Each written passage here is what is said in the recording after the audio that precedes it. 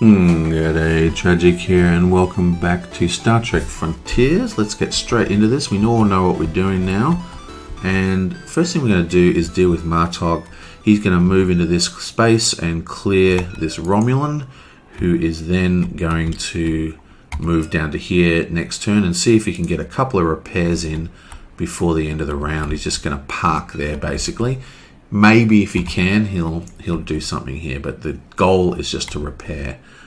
Now, while we're here, we can actually look into the Borg because we are adjacent.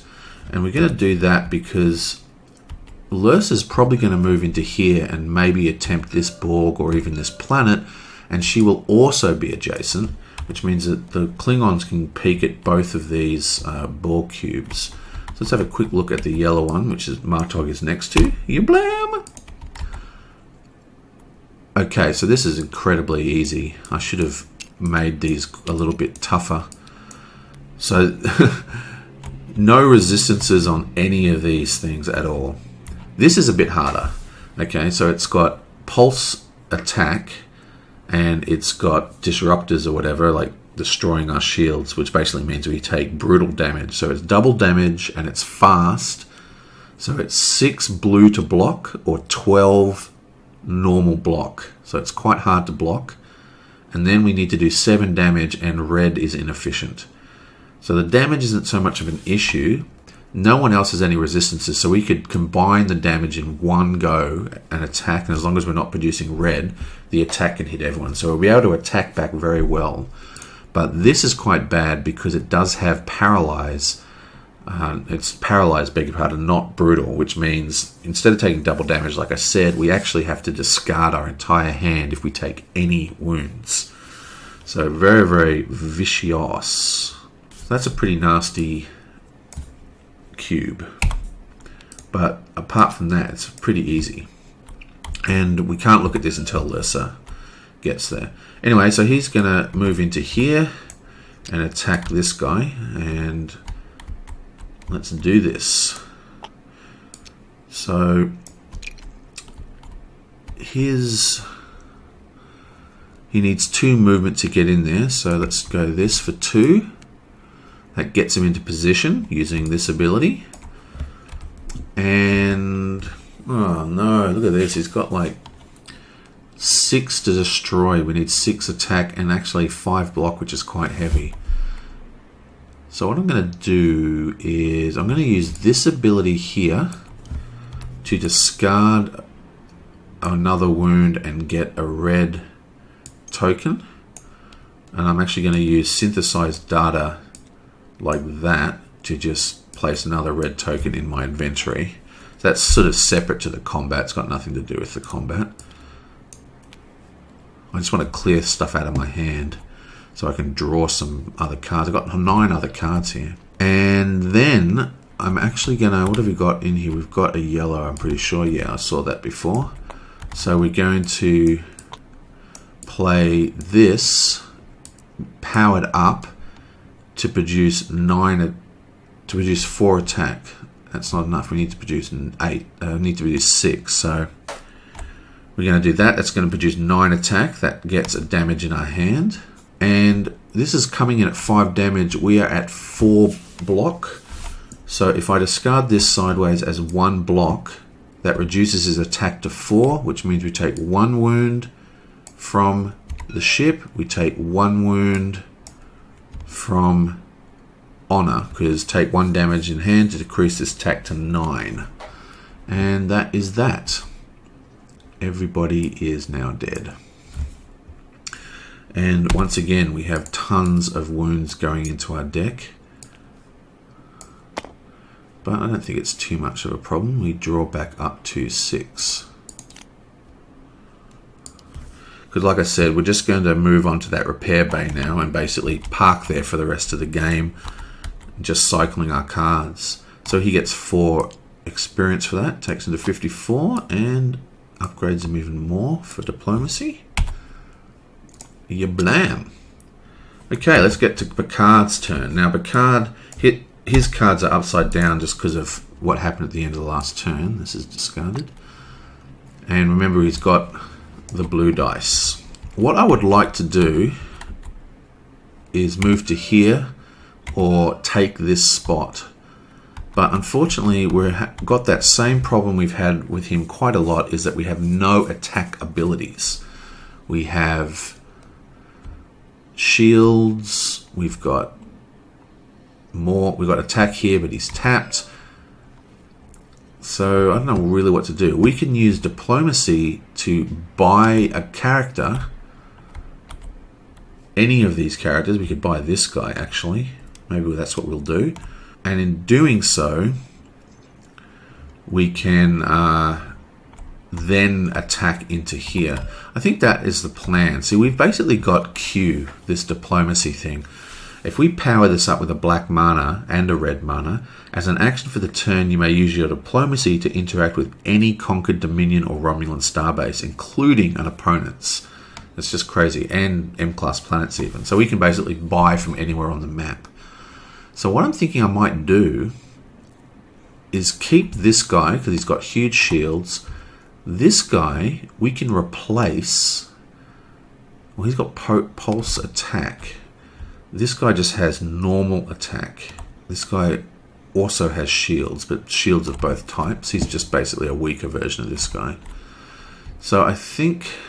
I don't know if I want to replace Riker because of the... You know, he gets the plus... the do not enemy attack. So what is the card at the M-class planet? More diplomacy. For the rest of the turn, you may play cards featuring the word attack sideways to gain diplomacy instead. It doesn't really appeal to me. Let's just fill these offers. So basically what I'm trying to say is I can hire a unit from anywhere, and the best unit is probably this guy. But in doing so, I will actually have to destroy one of my existing units. Now this guy has pulse attack, which can be very, very good if they've got resistance. But this guy's producing so much attack, it's like 8 attack. Maybe it doesn't need to be pulsed. I don't know. So this guy's basically producing 12 attack to anyone that's not resistant, in a way. I don't know. We've got no other attack in... We've got long range attack 3. We've got tons of shields, so we're never going to take damage if we do an attack. It just seems such a waste to get rid of advanced research. I don't know. So we can do a maximum of 3, 4... We can basically do 4 damage. It's just terrible, isn't it? So what I'm going to do is, let's do it. So we're going to do advanced research. We're going to pay with our blue. That means for the remainder of the turn, you receive the stronger effect for free of up to 2 action cards. So we don't even need to do that. So that would be 3 attack, shields. Oh man, it's just... Yeah, so we're going to keep this. Okay, this is what we're going to do. We're going to go bang, and we're going to flip over strong will. Okay? This gives us a black token and a red crystal.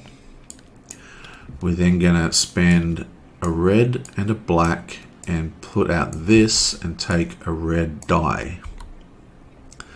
So we've produced 8, 12 diplomacy, and we can buy anyone, and we're going to buy this guy. And unfortunately, he can't go in a new slot, so we're going to have to hide somebody. And I think I'm going to... See, this is the weakest guy, but he's also really strong because of that target enemy does not attack this combat. That's actually bonkersly powerful. So I'm actually going to... I'm going to do it. I'm going to replace poor Riker. Bam. So I've bought him. He costs 8. And, wow, we didn't even need to spend Picard. So I'm still going to spend Picard anyway. And actually, you may use your diplomacy to interact with any conquered Dominion or Romulan starbase, including your opponents. Yeah, so I can buy more than one. So he's at a Dominion and he's at a Romulan. I don't want to buy anything else. It just seems like such a wasted turn.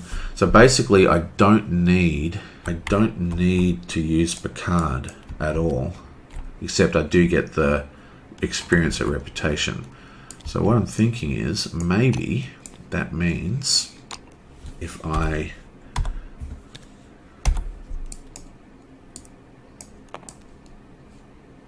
actually attack, I can go 3, 4, 5 damage total. 6 damage. I'm going to do 6 damage. Yeah, so instead I'm going to attack into this Romulan starbase. So let's just give that a shuffle. Pull out this guy. Flip. Bam. So that's 6 damage coming in. That's 2 damage in hand. And then I do 3. Oh wait, I don't take any damage. What am I doing? I'm going to tap this guy for 6 shields, which blocks that completely. So I've blocked. And now there's 3, 4, 5, 6, which kills this guy.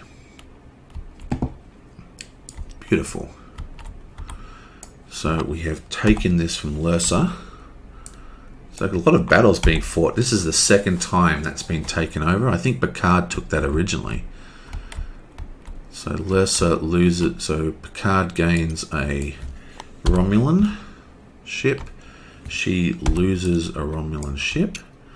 And Picard, because this is a reconquering, he only gets half the experience, so he only goes up 2. But he still gets the negative effect. Group that together. And we never use that blue dice at all. Just kind of hung onto it for the whole game. Bam. Let's draw. Okay, so that's the end of his turn. Let's go into Sisko now. Sisko's got a pretty decent turn. He is up here. So what we're looking at now is, can he destroy this thing now with his new hand? He couldn't make it last time. So he needs to produce a huge amount of attack, and that's his problem. He's got no real attack. He does have telepathic assistant, but he's still got no way of drawing multiple. Oh no, he does. When you play this also pay, oh no, that just produces synthesized data. He's got no way of producing extra mana, so he can't run telepathic assault, unfortunately. We have blues, reds, question marks, and blacks. I might just do this all in my head, speed up the vision on the computer in the recording, and then just go through what I'm going to do, because there's going to be a bit of thinking going on here. Okay, so I figured out what we're going to do here. Basically, we can block this quite easily. We can choose to attack, and we can just go you blam, and you blam, and you blam. This one reduces the attack by 2. This one produces 3 pulse shields, so we reduce it to 4. We block 3 with the blue, and then we create 2 shields to block the last remaining point. He is now blocked. Now, there's no way we can actually produce the 14 damage with the remaining cards, but we do have this one here, which requires a yellow mana, and there is no yellow mana, but there is a question mark. So the mechanic that I thought I would hate the most is coming up, one of my favorites. If we roll, because I love rolling dice, so if we roll this and we get a yellow, we are going to be happy. Blam! Oh my god! Oh my god! Oh yeah, that is just that is crazy. Okay, I love that mechanic so much. Bam! There we go. During the attack phase of combat, destroy target enemy token, gain -2 reputation at the end of the turn. Bam! He's instantly destroyed. We've used some kind of special attack on him. And he's dead.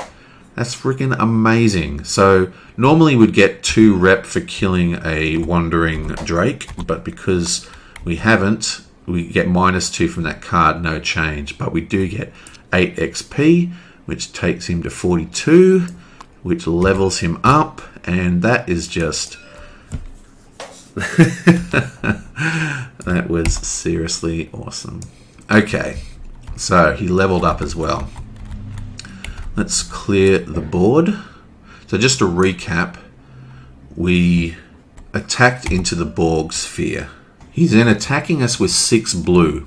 This guy has, without spending a dice, 3 proton shields. So just by playing Cisco, we have blocked 3 points of this damage. But we also have Photonic Shockwave, which all enemies gain -2 attack. So this is now actually 4 attack, and we've already blocked 3. So there's only 1 point of blue damage left to block, which can be blocked by 2 shields because it's 1 point times 2. So those 3 cards successfully block the sphere. Then we just played Isolytic Burst. During the attack phase of combat, destroy target enemy token. Bam. End of story. That was a lot of fun. I'm still a bit bouncing. That'd be a high five across the table moment. That's like, bump that, and all the other players at the table are like, oh, I hate you now. They'd have that terribly ingrained despise of your luck. That was awesome. Okay, whatever. So let's re-roll this. Yeah, what you got for us? Rolling a white. That would have been good. So it's actually... the odds aren't really that bad, really, if you think about it. So if you're rolling a question mark... I mean, I'm not really an expert on the way odds work, but basically you've got a 1 in 6 chance of the die being completely dead. So you've got a chance, 1 in 6 chance of rolling a question mark, which deletes the die. You can't use it again. But you have a 2 in 6, which is a 1/3 chance of getting the die you want, because you've got white and you've got the color that you're looking for. So you can basically got a 1/3 chance. You know, I don't know how to factor in the fact that you've got a 1 in 6 to roll black or a 1 in 6 to roll a question mark. But the point is, it's about a 2 or 1/3 chance to roll whatever you need. It's pretty awesome. So it's not as hard, it's not as bad as you think, that roll. But anyway, so we have destroyed this guy, and now we get to pick our card. We've got the move cost, move, and change of strategy. So what is he going to take? There's no more mana generation on the main board here. Let's just see what he gets in his little lock. So let's give that a shuffle. Bam and ya blam. Okay, so basically play card sideways gives you +2 instead of 1. If it's an advanced action, gets +3, or we get an increase to our attack. So I mean, that's not bad. I think I'm actually going to take that. That means if we have this, basically he's generating 4 attack straight off the bat. So he's base attack though. So I think we're going to do that. And pick at the top 2 cards of your ship deck and place 1 in your hand and shuffle the other back into your deck. I don't really feel like he needs a lot more move. Let me see. Agility gives him move 2. Yeah. Has he got any move in his hand? He's got no move in his hand. Yeah, I actually am going to take a move. Let's take... Move cost of planets and nebula is reduced to 1. I'm going to take unconventional tactics, which is basically ambush. And we just draw... You know, we're drawing like massive amounts of cards, but it doesn't matter. There's only 1 to draw.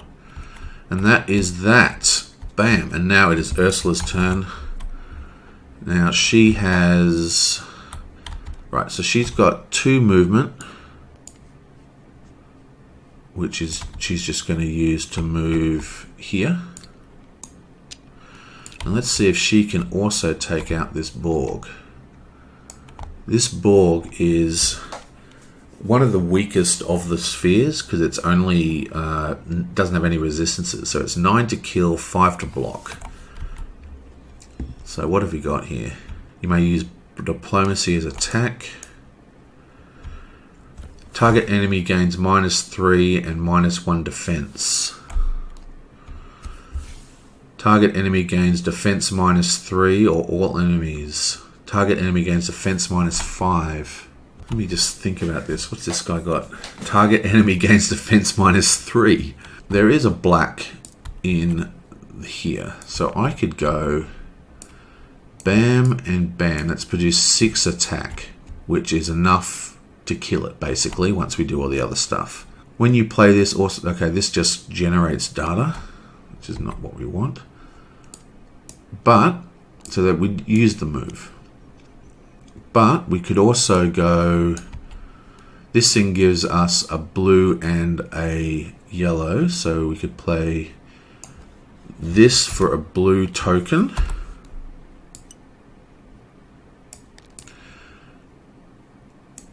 And we go,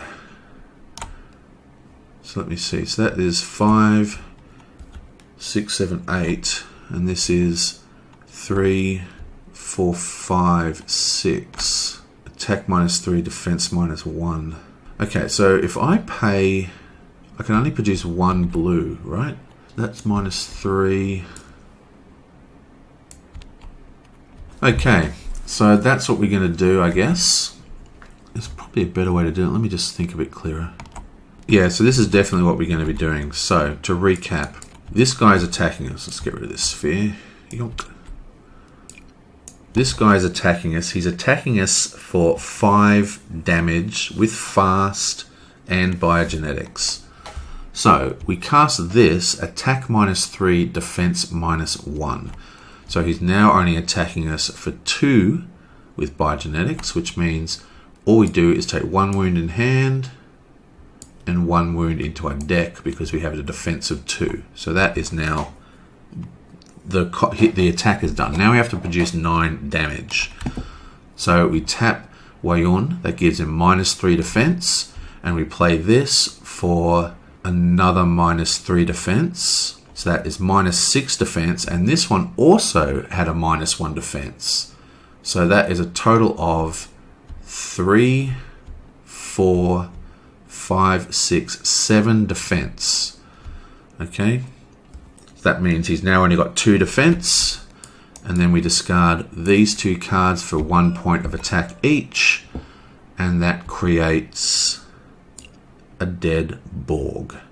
And the gold mana token that we created with tactical thinking just gets discarded. I was trying to figure out a way using the lower power, like if we paid with a red and a blue, to see if I could use that synthesized data to use that golden token, but I still think we did pretty well. And that is the end of you. He gets 7 rep and +2. 1, 2, and 7 takes him to 18, and another level up. Beautiful. Okay, what have you got? Gain a gold crystal, long range 3, and everything else is just move. I think we might actually take this draw card. I'm not a big fan of it, but I just want to see it functioning in a deck, see how it works. It's a good thing about playing solo and playing, a lot, is that you can just try different cards. I don't know whether that's a good or a bad card, but I tell you what, I'm about to find out. And we roll another white for next turn. We've got a great source next turn. Let's shuffle this. I forgot to look at her cards. What have we got here? Retreat. Move to an adjacent space for free, or move 2 spaces for 2 movement points. Does not provoke enemies, must end your turn in a safe space. That's actually very powerful. Move 2 spaces, so I could actually move through planets for 2 points. That's crazy. And long range attack. I'm actually going to take the movement. Blam. Actually, we took the bottom power, so we have the choice of any of these things. So maybe I should just take, if I'm going to take movement, why don't I take this movement? I think the difference is this is flip, and this one is like every single turn. No, it is also flip. So this one says, reduce the move cost of all spaces you enter this round by 2, while the other one allows you to just jump 2 spaces. I think just for fun, I'm going to keep her own skill. I think actually efficiency is a better skill. But yeah, let's give her a chance to shine. And we're still only drawing to 5 cards. Is that can't be true, can it? Yes, it is. Okay, so that is the end of that turn. That was pretty epic. And I will see you guys next time.